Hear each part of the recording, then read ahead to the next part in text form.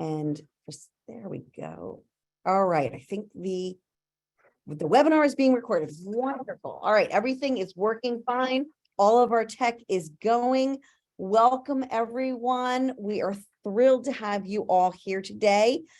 We have many people joining, and the people are coming in. So we're just going to have a soft lead in here. I am Beth Brodowski, and I am the president of Iris Creative. For those of you that are new here, we are thrilled to have you. Many of you may also know me through Nonprofit Toolkit, which is our service at Iris Creative for education and training of nonprofit marketers. I am beyond thrilled today to be joined by Jenn Saienni, who is the director of nonprofit engagement for Spur Impact, which is a Delaware-based nonprofit that's doing really amazing things for the nonprofit community in the state of Delaware. And Jen, so welcome for joining me today. So Jen and I have been partners in crime for many years. This is actually the second organization that Jen has worked at that we have gotten the chance to work together with Jen at. So it's really interesting to see our journey move on into a different mode. So right now with Jen working at Spur Impact, we are just coming off a huge event called the DoMore 24 Delaware campaign. And Jen, I just think we should start off by sharing with everybody, like, what is this campaign? Overall today, we're going to be talking about this campaign. It's a statewide giving campaign and how we used marketing and fundraising and ambassadors together to really make this campaign shine. We're going to be specifically focusing on ambassadors and the toolkits that we create for them. But let's just start off by talking about, like, what is this event that we were driving towards? Yep. Well, thank you for having me, Beth. I'm really excited to join you today. As you mentioned, Spur Impact runs and leads a statewide giving campaign called DoMore 24 Delaware. This campaign has really grown over the years. When Spur Impact joined 4 years ago, the campaign was raising a little around $80,000 for the entire state.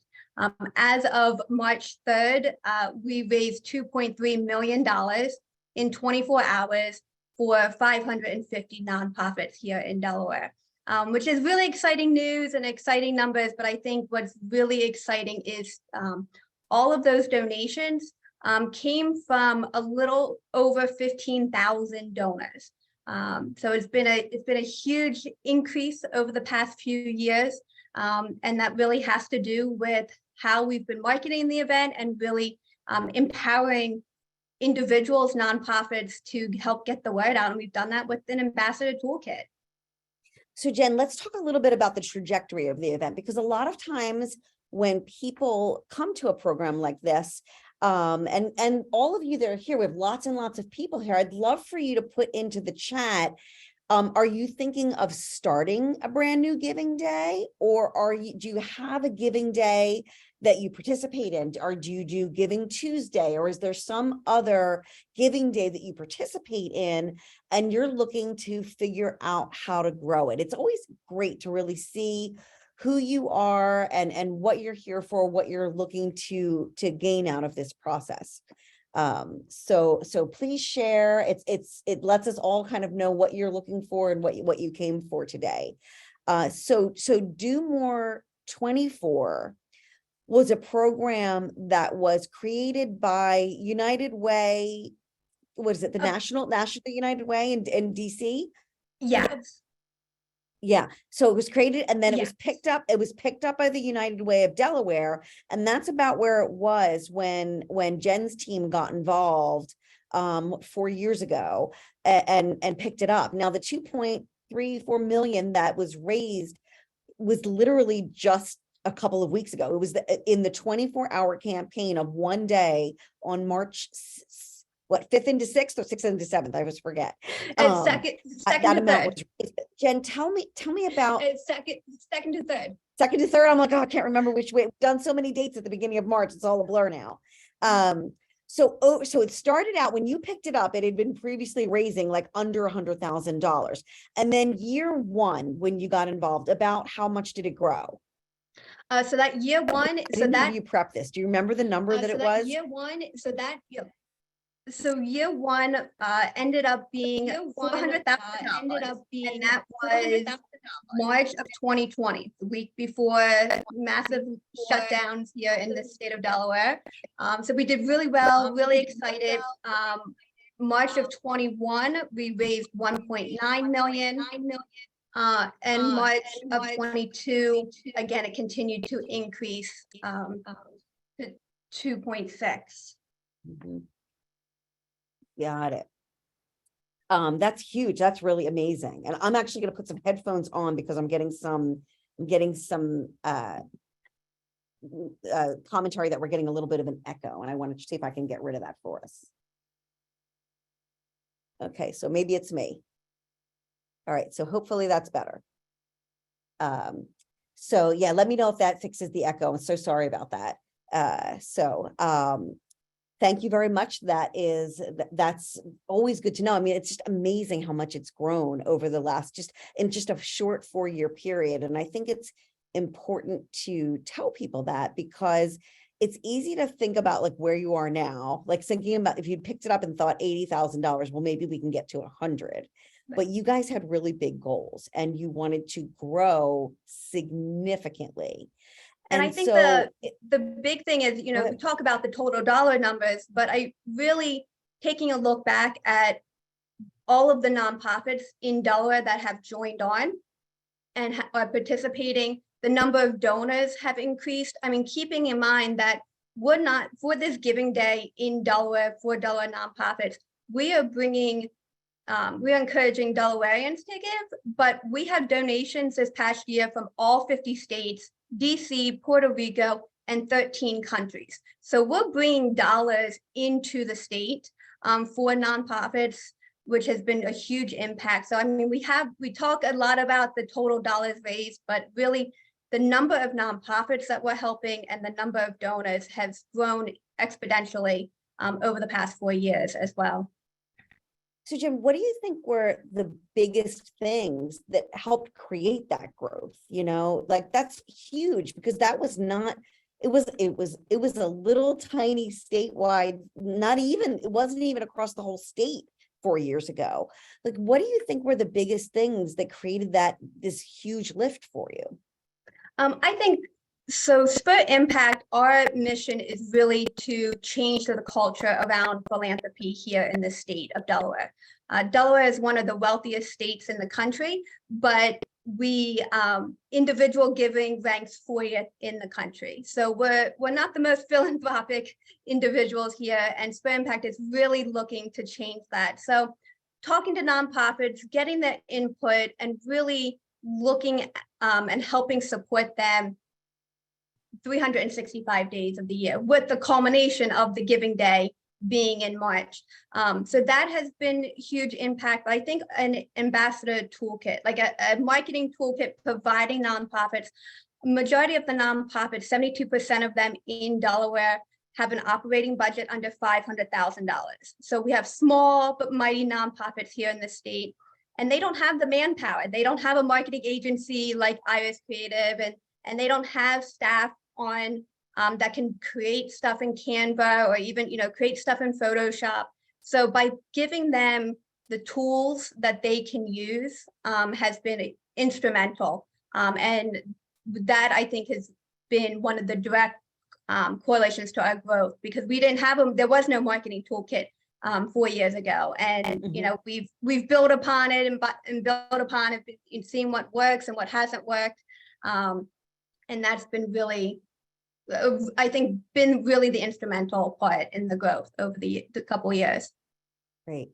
And you know, I think that's what a lot of people are here looking for. Like, okay, how did you do that? Jennifer Johnson's on the chat saying, I'm hoping to learn how to develop a support group of volunteers who aren't on our board, but can help represent us in the community. So it's funny, you know, Jen and I were talking as we were prepping and coming on today about, well, what do you mean by ambassadors? And it's funny because we use the term ambassador toolkit, as you heard Jen uses the term marketing toolkit, because like what an ambassador is could be a different thing. You know, when we created this idea of creating an ambassador toolkit, in my mind, I was thinking, well, we're going to create a toolkit for Jen and her team at Spur Impact to help them promote this event to the nonprofits, to get them to sign on and say yes and get on board. And we did that.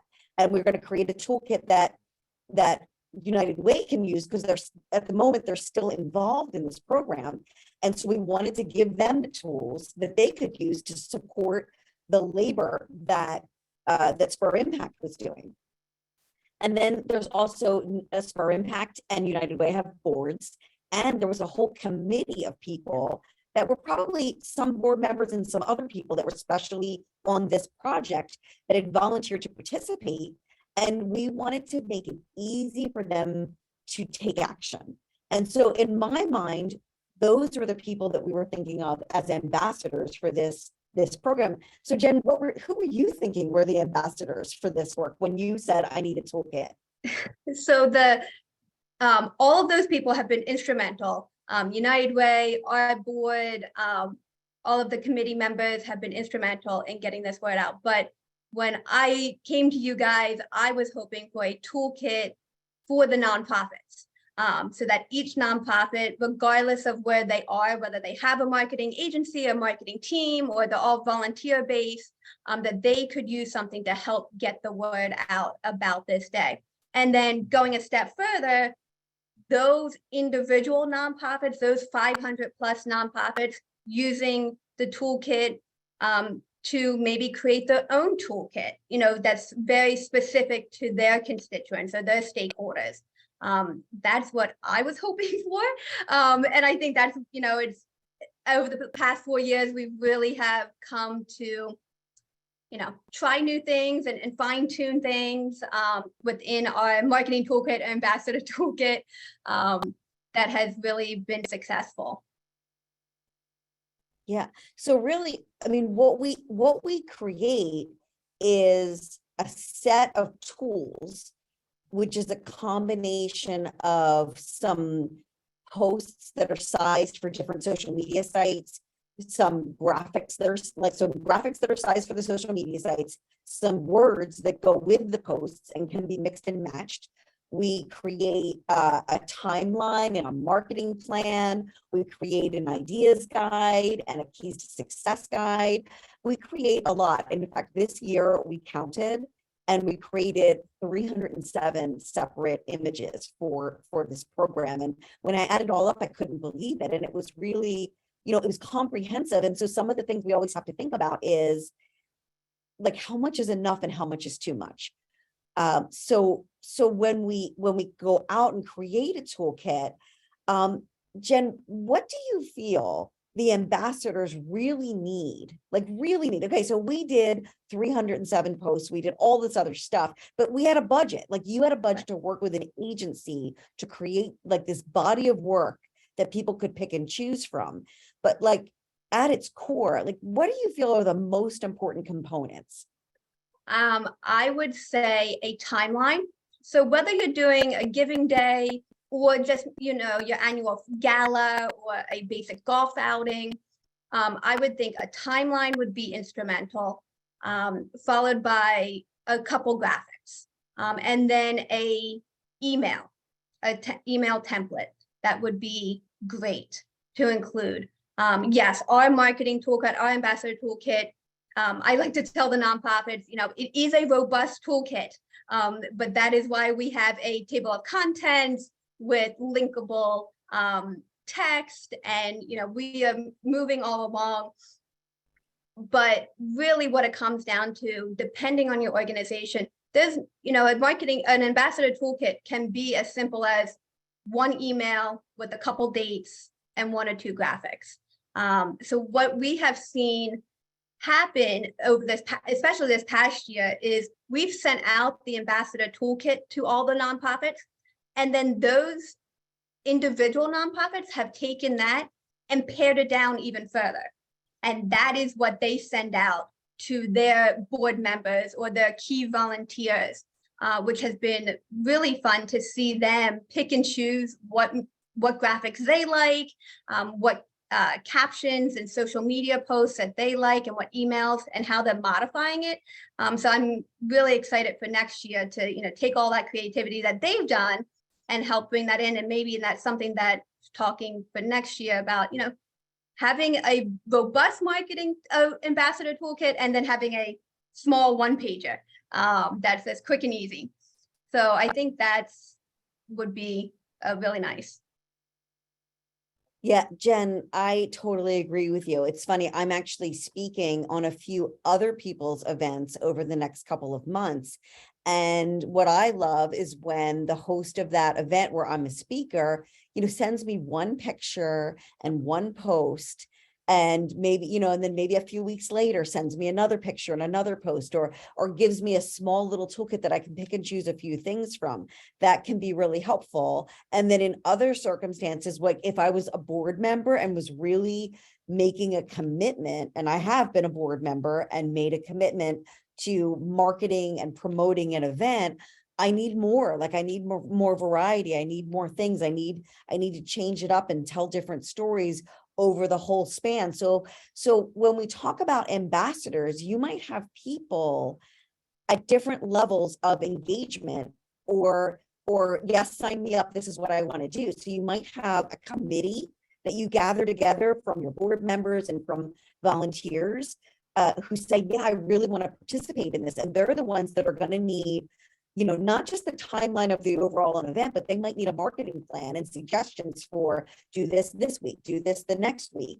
And they might need enough content so that they can really just continue to have this conversation and drum up engagement and interest in it. But you might have other people that are like, it's a week before the event, I better do something, right? And they need like something for email, something for social, and then that's it. Like that's their capacity. And if you give them 300 posts and a 40-page book with a table of contents, you're likely going to get nothing out of them. Right. So I think, Jen, that's a really great point to like, you might need a different version of it.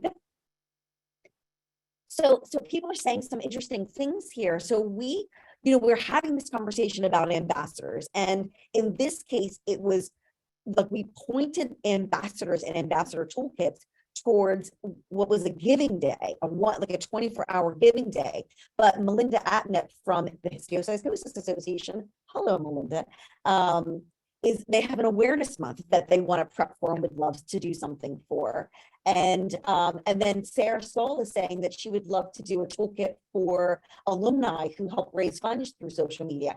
It's funny, Sarah, we're actually doing a toolkit for Yale Law School right now. And so Jen's toolkit that we do for this, we deliver this toolkit through Google Docs and then posting the images up in a Google Photos folder. I think that's how we do it, right? So the images are all up in like a Google Drive space. So that's one way that we do it. So we have images in Google Drive, docs in Google Drive, they're all linked to each other. So people that don't want to get fancy can just go onto Google and download things. You could also put them into Dropbox. There's lots of different ways that you can do it. This year we tried something, it's really different. We wanted to experiment with Canva because, years ago, even 4 years ago, when we started this program, Canva was like a little company that did a couple of things, but they were in no way what they are now. And so now Canva has grown to something that's pretty pervasive amongst nonprofits, but it's also now become pretty embedded into the world. So if you have, say, a volunteer or a board member that maybe works like Jen's volunteers, Jen had partnerships and sponsorships with Barclays Bank and Discover, two large corporations in Delaware. And say you had a volunteer who was an employee of one of your sponsors, now they might be using Canva even at their big giant company that they work with because, nobody's marketing department is big enough to handle everything. So a toolkit is a great way to manage a brand and put it together while distributing the execution. Like to me, ultimately at its heart, that's what you're doing. And so this year we put the graphics, we call them ready to use graphics, up into Canva, but we also created versions of those graphics that were editable in Canva to give people an alternative way to be able to update and customize things. So what we found, Jen, I think you can probably corroborate this, that some people just want to grab something, post it, and be done. And Yep. some people are like, well, that's just not special enough for me. Or, I have my own program that we're doing. Like, some people go to the effort of really creating their own campaign sort of within the brand of the DoMore 24 campaign. And so, Jen, like, so with all these different assets, what did you see? Were people using all of them, some of them? What kind of happened with execution? So it was across the board. We had some people that are copying, pasting graphics, and captions and emails and just sending it out, which is completely fine, which we were happy with. Then we had some people that might just use the background image and then change the text. And then we have some people who were making completely using, so the colors that we use are red, yellow, orange, and then we had some people that ended up using purple and blue. We were okay with that. We encouraged that. We gave them the logos, we gave them the imagery, the text. We were open to that. I know, Christina, you have a comment in the chat box. You have staff or ambassadors who are just copying, pasting, which is a great thing. If you really want them to take and add their own spin, add their own spice to it, then I would send them an individual email, reach out to them and say, hey, Beth, thank you so much for your continued support. I would love for you to add a sentence or two about why you include that, why you support our mission. I mean, that could be in your caption that you write, in the email that you write to everybody and encourage them to post. Put in bold letters, highlight it, say, add a sentence about why you like us. And that's going to help prompt those ambassadors to add their own spin to it. I mean, because they might just be thinking that you want them to do exactly what you say. So I think letting people know that they can be a little more free with some things would be ideal. That's huge, Jen. I think that that's a really good point, because they just want to help, but sometimes they feel like, well, oh, what am I supposed to do? And so one of the things we often will put into an ambassador toolkit is, a finished version, like, here, you can copy this, paste it, and it's ready to go. And then we'll often put, like, we call it like the Mad Libs version of a post, where there's like, fill in this blank here and fill in this blank here and put in your special events and what you're doing here. And so we kind of have like a fill in the blank version, which lets them customize it. So there's like ready to go, customizable. And then the next bullet point is, or do whatever you want, but cover these 3 points. Because the key thing is, you have to be okay. Like Jen just said, you have to be okay with when they do whatever they want. It's whatever they want, and it may not be as on brand as you want, but there's a value to authenticity that you can't always measure. And I think that that's really huge. So a lot of people are asking questions, Jen, about getting their board involved, and also, how do you get beyond the board? So can you talk about those 2 things? So how did you get the Spur Impact board, the people that already raised their hand and said, we care about this organization enough to volunteer? And then how did you choose, like, find people beyond that tight group to also participate and get involved? There might have been a little peer pressure, but we asked all the board members if they could find 5 friends, 5 family members that they could ask to participate in this, or if they had another nonprofit. Here in Delaware, we find that a lot of board members have been board members of other nonprofits, or have affiliations or affinities to other groups, and we'll get them to participate in that way. But really, it's the notion of go ask 5 friends, and at the next meeting or the next email, supply those names. I don't need their contact information. I don't need their email address and their social security number, but give me, who did you reach out? I reached out to Beth, Maggie, and Megan. I reached out to Christina, and next week I'm going to reach out to Hannah. So I think that that kind of peer pressure helped a little bit. But once we had that culture here at Spur Impact, it's become very normal. And I think that's where encouraging other nonprofits to do that as well. Accountability has been huge. With my role as director of nonprofit engagement, I speak with nonprofits up and down the state, big ones and small ones, and some that are just received their tax IRS letter, and some that have been formed for the past 30 years. And that has really been the talking point of a lot of my conversations, is how to get board engagement. But by giving them, it's not going to be an overnight thing. It's going to have to take multiple emails, multiple one-on-one conversations, group conversations. But once you have one board member on board, showcase that. I mean, a lot of times what happens is, let's say we have one board member, Adam. Adam, went out to a group and got 5 of his friends to donate through the Ambassador Toolkit. We spotlighted him in our newsletter. Say, hey, check out, see what Adam did, support Adam. And then the next board member, 3 months from now, the next board member, Kyle, calls up and says, hey, I want to do exactly what Adam did. How do I do that? And this is a trickle down effect. So that has been huge for us.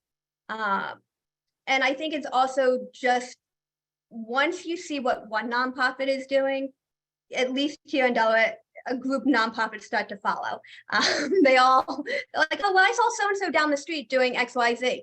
Okay, well, you can do that too. And that's always a great way to help encourage people along, to get them to do what you need them to do. Right. And so, Jen and I are very, very aware that most nonprofits don't have an Iris creative team in-house on staff. And so, we try not to overwhelm them, but we also try to do everything we can to prepare them, give them simple things that they can use.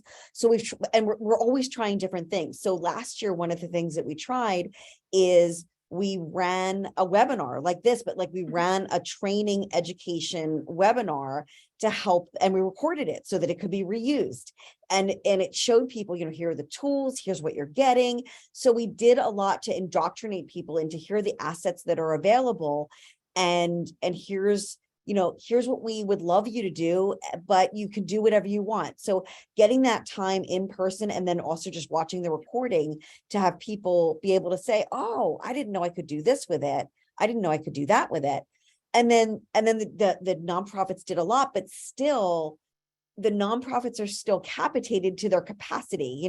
They're doing all their stuff every year. So Jen tried something a little different this year to help increase the capacity of what the nonprofits can do to promote themselves during this event. So Jen, do you want to talk a little bit about this year's experiment? So in years past, we've had volunteer social media ambassadors. So I and the committee would go out and identify social media ambassadors. Typically, they were college students or people just starting out in their careers.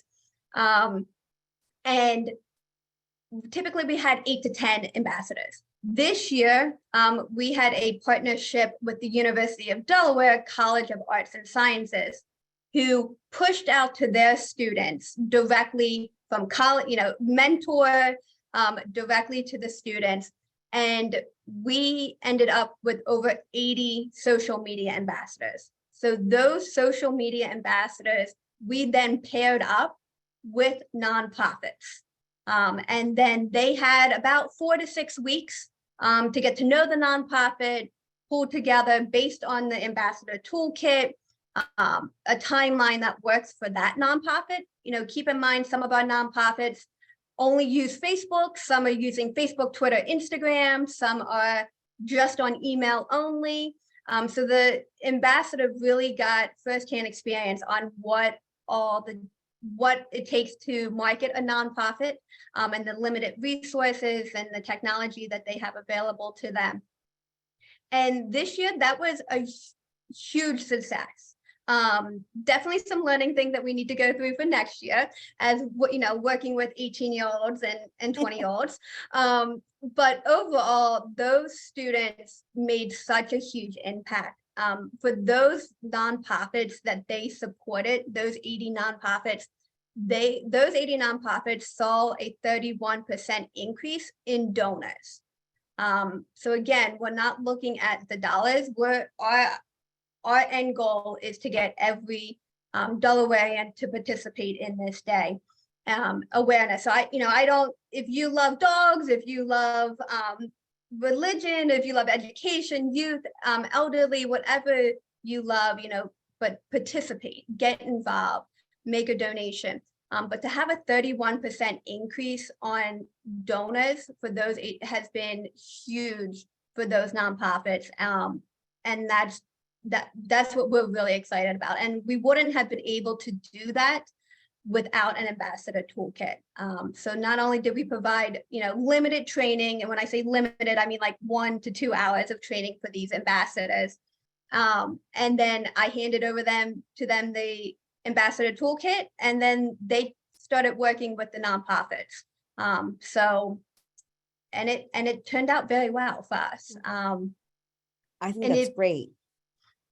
And I think the other key thing too is, take a look, all of you, we used a hashtag. So we really tried to keep, I talked a lot about how giving a lot of freedom to nonprofits and to the ambassadors, that they are welcome to adjust the graphics, adjust the captions and the emails.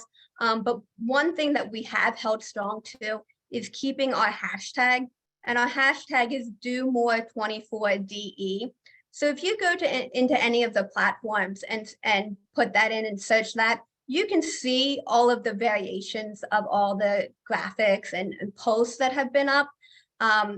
In that 24-hour time frame, we surpassed 2 million impressions with that hashtag. And that's only on Twitter and Instagram, because Facebook has altered the algorithms and won't share that kind of information with us. So it is something to, keep in mind. If there is a non-negotiable, keep it non-negotiable, and that is what it is.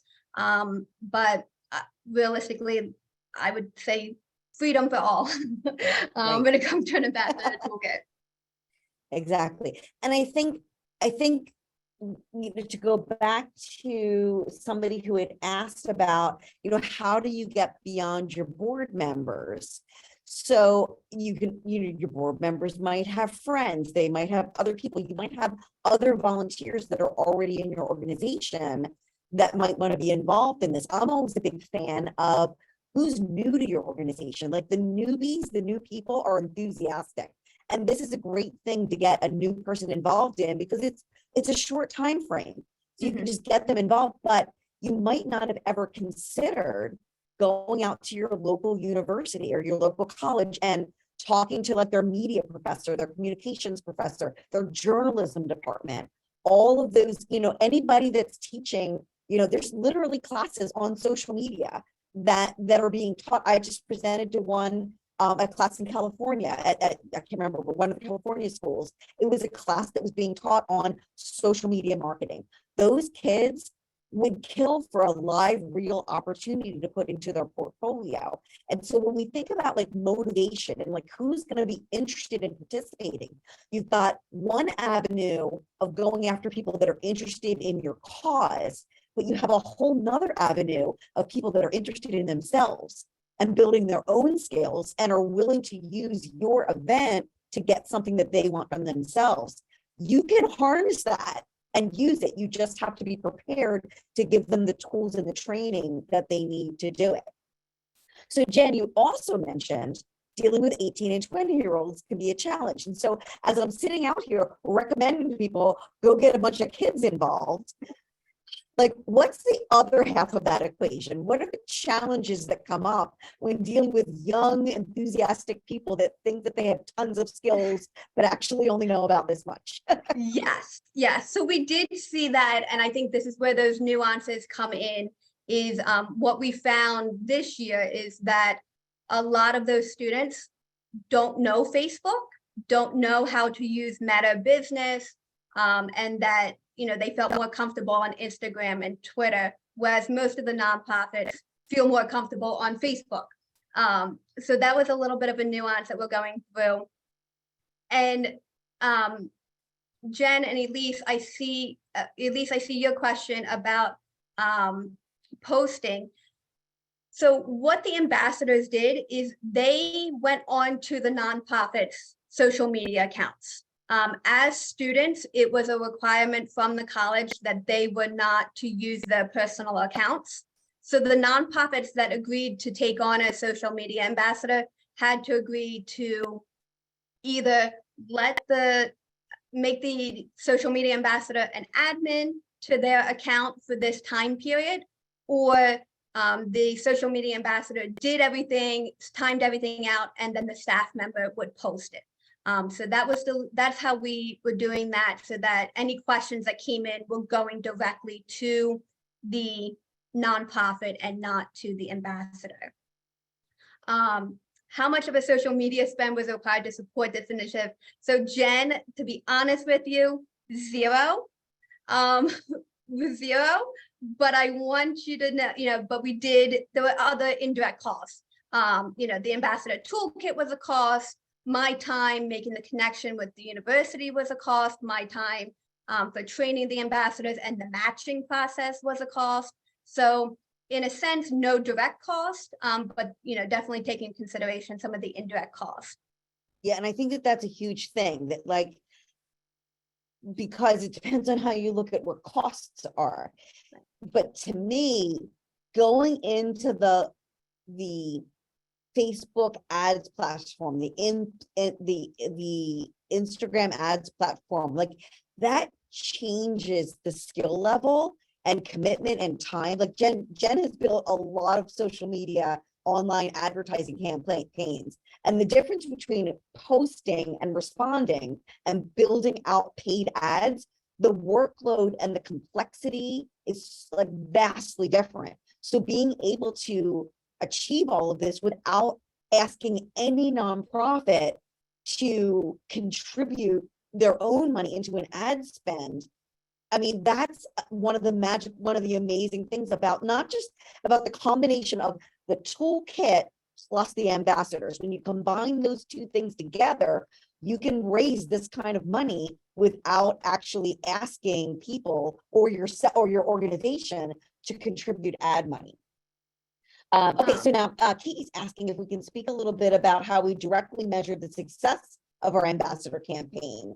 How are we able to track this increase in donors? So talk a little bit about the systems and the things that you guys used in the background. So what we've used, Kiki, is since this campaign has been going on for 4 years now, we have year-over-year data on the dollars raised by nonprofit and also the donors that are donating to those individual nonprofits. So I'm able to track that way, and that's where that 31% donor increase came from. I can see that nonprofits in 2022, the number of donors that donated to them versus the number that donated in March of 23. We're also able to track, there's a platform called Keyhole, where we're able to, which we used for the first time this year and have been pretty happy with, that was able to track the impressions that were happening using that hashtag, DoMore24DE. And that was where we came up with that 2 million plus impression number. Also, we've sent out surveys. So I sent out a survey about 2 weeks into the social media ambassador being matched, asked the nonprofit how they were doing, asked the social media ambassador how they were doing, set up meetings to help mitigate any challenges that might be happening, or talk about any successes that were going on. And then at the end, I've sent out another email asking both the social media ambassador how many hours they've put into the campaign, how many posts they've done, and just trying to gauge their perspective of how the partnership went. And then I've also done that with the nonprofit as well to get their feedback on what exactly did the social media ambassador do, how many posts did they do, just to make sure that there is cohesion between both sides of the grid. Yeah, and Christine is asking if we also track the metrics of what the ambassadors post on social media. And I think we can track volume activity, but because it's all happening in our case, a lot of the activity is happening in individual accounts, then it's hard to really see it's hard to amalgamate or really look at the overall, like this is how many shares and this is because it's all like individual. Jen, tell everyone how big your team is in-house. Yeah, so Spur Impact, we have 2 staff members, myself and my executive director. So we don't want to hear from anybody that you're too small to do this. No. So I think, and to Beth's point, it's hard for us to say, nonprofit A had 200 engagement points and nonprofit B had 4 engagement points. So yes, that's hard for us, but there's a lot of communication that I'm doing with the nonprofits. And if there's something is, nonprofits want to provide feedback, they know that I'm here to listen to that. And right, but as you said, Jen, most of the nonprofits that are part of this campaign are under 500K in top line revenue. Right. So like asking them to participate in this whole thing that's kind of outside their normal fundraising, and then also asking them, could you now do this, a detailed report? Like they just don't have the capacity. That's why we have the ambassadors. So like sometimes you have to realize that like, what is enough data? Like what would we really learn? Like, there's a term that we use in marketing, it's called vanity metrics, right? Like at some point, knowing all the little minutia of the shares and the details is just a way for like us to pat ourselves on the back to say, look at how great this did. But I mean, when you have a number like, Jen can basically do the math. We raised this much before with this many nonprofits and this many volunteers. We made this much this year with this many nonprofits and this volunteers. Like those kind of key numbers tell the story. Like what happens on social media, and we like to call that a journey metric. And I feel like so often we all get caught up in the journey metrics and we focus on what did I do versus what did it create?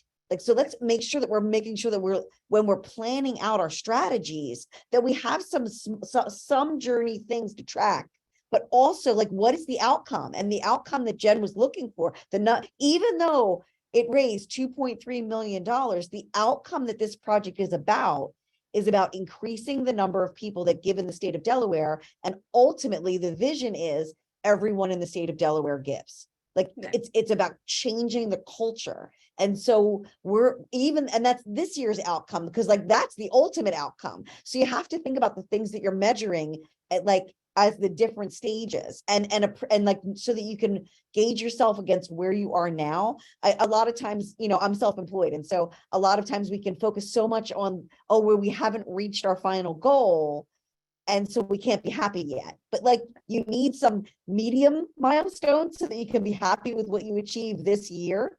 But don't collect so much data that it just becomes a pile of information that's meaningless. Right. Or is a burden on your organization or your volunteers. Right. Right. But that's a quick way to get people to not volunteer next year, right? Excellent. So anyway, I just want to circle back to, because I'm not sure that we kind of might have veered off a little bit. So when you were working with the kids, the college students, like what are some of the things that you learned? Because we've already talked about some of the things we might need to add into the mix for next year to help these students, these volunteers be more comfortable, have what they need and do a better job and work better with the nonprofits that they're partnered with. So what are some of the like unexpected things that come up? And then talk a little bit about some of the things we're considering to add into the mix in the future. So I think, we're speaking, Beth and I are really talking about college students, but I think for, a lot of people here, there's no reason why you can't have a, middle-aged, 40-year-old social media ambassador. So keep that in mind, is that, yes, our focus and what we've tried for this year has really hit the young donors, the next generation of donors here in Delaware and that's why we chose to go and partner with the college.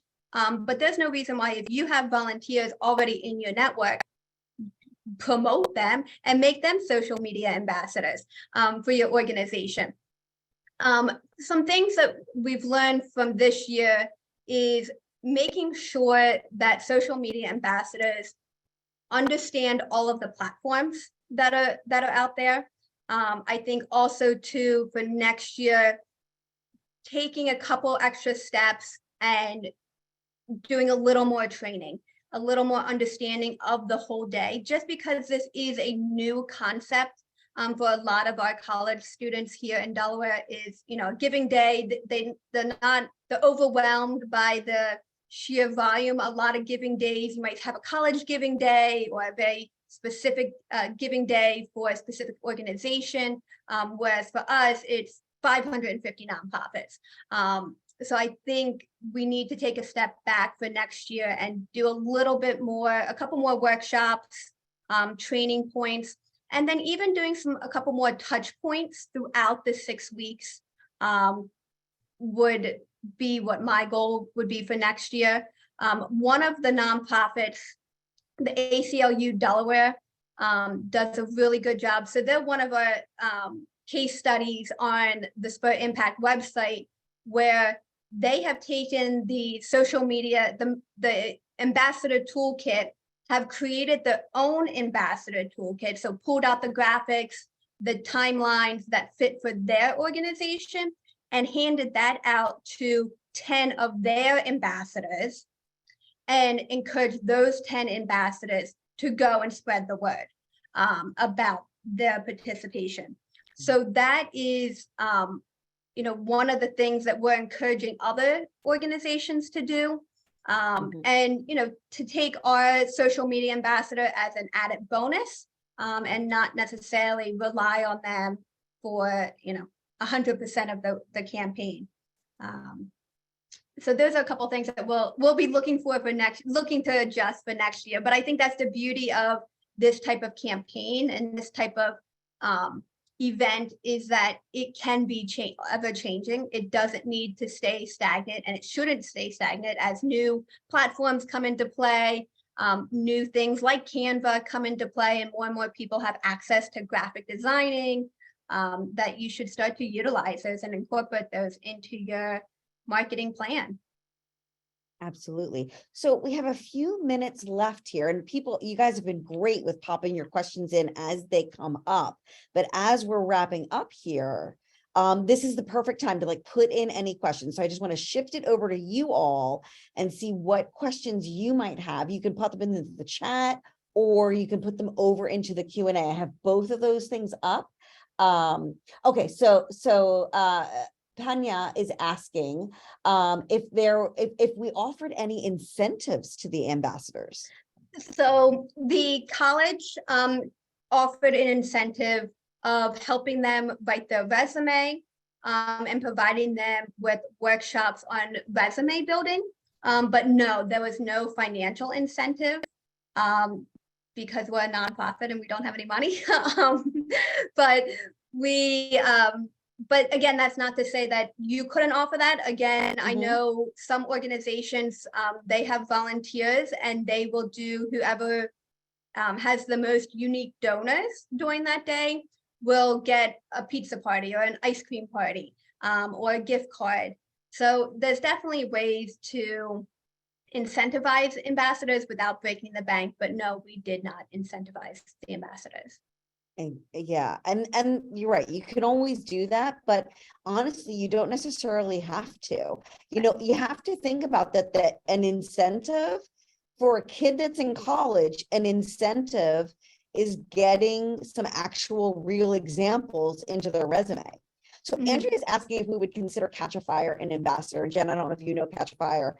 It's one of the volunteer programs where people can get matched up with somebody. So I wouldn't consider Catch a Fire, the organization itself, an ambassador, but absolutely you could reach out to Catch a Fire and say, hey, we're looking to be paired up with a volunteer who would create materials or even just promote materials, because promote our toolkit. Like, you might have a toolkit that you bring to Catch Fire to promote, or you might be able to find a volunteer on Catch Fire that would create a toolkit for you, and that you could then you have your team use. That's a great idea. Judy's asking, so is there a chance you could post your toolkit material so that we could see examples? So the toolkit is actually, their toolkit is proprietary. So we don't, so it's funny, we're actually coming into the end of this. So a couple of things.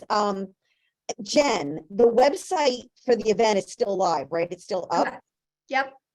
Okay, so, Yep, so Megan or Maggie, one of my team members that are floating around here in the background, could you guys post the link to the event website? So you'll see like what the website is, what it's a giving platform, and you'll see all like the giving platform, how it all worked. And then in that platform, it gathers together everybody from Instagram, from Facebook, all the posts are kind of put in there together. So you'll actually see the execution of all of those posts. And then the next thing that I would say, which is kind of good timing for it, I've got a couple more questions here I have to make sure that I ask is, we really wanted to do this so I can have Jen on and tell you a little bit about this great event. But we're also doing actual education classes on this topic. So in April, we're going to be doing a 4-week series on giving days. And the first class, the first week of April, is an overall planning class. It'll be, overall how to think about it, how to get a theme, how to touching on all these different subjects. Where do you go to find your ambassadors? How do you prep for them? All, and then the fundraising side. The one thing that we did not really cover in this is there's a whole other half of this. So this was very much focused on how Jen has used ambassadors. So the first class will cover the overview. The second class, Megan's going to lead, and that's going to get into all the details of how she creates an ambassador toolkit.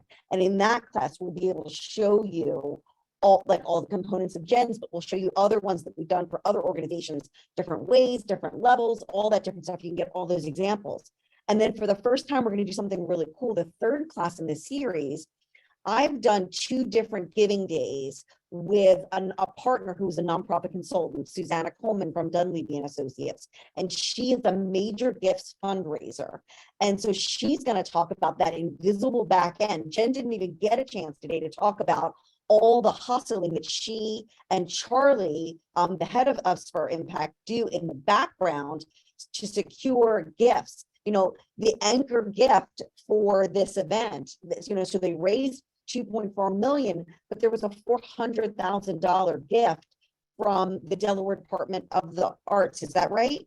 Yeah. Delaware Department of the Arts. And so there's so much on the giving side of prep work that you need to do so that when you turn everything over to your ambassadors, it can literally, you're lighting a match and it's ready to take off. And then the 4th class in this series, Megan and I are going to come back on and do a Q&A and really talk about any of the nitty-gritty things. And we're going to do that as a conversation. So, today it's been Jen and I on screen. So we're going to try an experiment of having that last session be in a meeting format. So any of you, because a lot of you that are here today you're in the middle of this, you've tried different things, so that we can all come together and share what worked and what didn't work. And so, yes, we'll send you the registration links. So Megan just posted the link to the DoMore 24 Delaware org platform so that you can all click on that and go in and see what Jen did. You'll see all the posts. You'll definitely get a vibe for the look. The look and feel of that event was created by United Way of the National United Way campaign. And so what we've done is built off of that and kind of built the brand within the brand, which is a really important thing to think about too. We're going to be talking about all that stuff. Tomorrow, Megan's going to be sending you out a replay of this event so that you can watch it again in case you missed anything. You can share it with, if you've got volunteers or board members or leadership that you think could benefit from listening to it, please feel free to share this. We want you to, spread the word and just help people learn from this. Some of the stuff we do is accessible to everyone. And so we want to make sure that it's free and gets out there. And then in that, she'll send you a link. And because you were all here today, and for those of you that are signed up but weren't able to make it live, you will get this too. If you decide that you want to sign up for the whole series, we're offering you a coupon code. So that the coupon code for that is going to come out tomorrow. So that you guys, because you spent the day with us today, get a little extra discount. We want to thank you for the time that you spent being here, and give you some opportunities to do some of the next things that we're doing. I think it's a really cool series and a little bit of a different way that we're approaching it, trying to, get it from all the angles, the planning angle, the execution angle, the giving angle. And you'll have to let us know how it works.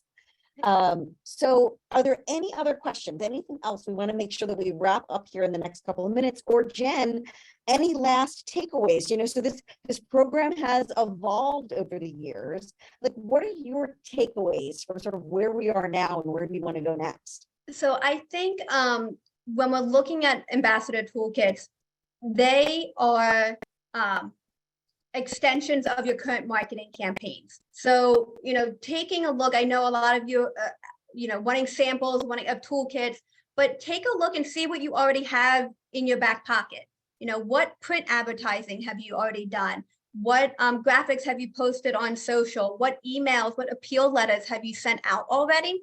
And take maybe one of those and pull them together into one document, and you've created an ambassador toolkit. So I think taking a look and seeing what you already have and repurposing it is a great way to start an ambassador toolkit, and then pass it out, share it out to a couple key volunteers, a couple board members, get their feedback and see what they would like to be included or what they would like to use. So I think that's a great way to start pulling together an ambassador toolkit. An ambassador toolkit, again, can definitely be utilized for a giving day campaign or even any fundraising event. But it's also just nice to have, when you onboard new volunteers, send them a link to the ambassador toolkit. Let them know that they can post graphics, and let people know that they're now volunteering with your organization. So there's multiple ways to use that term ambassador toolkit to your benefit and help spread the word. But if you have any questions, my email is on that DoMore24Delaware.org website, or take a look at spurimpact.org. I am happy to, chat with any of you if you have any more specific questions. But, thank you, Beth, so much for having me today and helping me spread the word about DoMore24 and Delaware's largest giving day. Thank you so much for being here, Jen. I mean, Jen, you are a wealth of knowledge on this subject. Jen has very deep experience doing these kind of programs. And I just appreciate your generosity of time and, the honor it is that we get to work with you. So we are thrilled. Thank you all for coming today. We really appreciate you being here. Keep an eye out for materials. If this was like a great taste of things and you'd like to keep going and learn more, and know that like the things that we're going to be teaching, it's about giving days, but if you're deploying it towards an action day or an awareness day, an alumni campaign, all of the techniques that we teach could be like, there's a spin on it for everybody. So yeah. Thank you all for being here. It's a pleasure. And we look forward to seeing you next time and hopefully even next month. Take care. Bye-bye.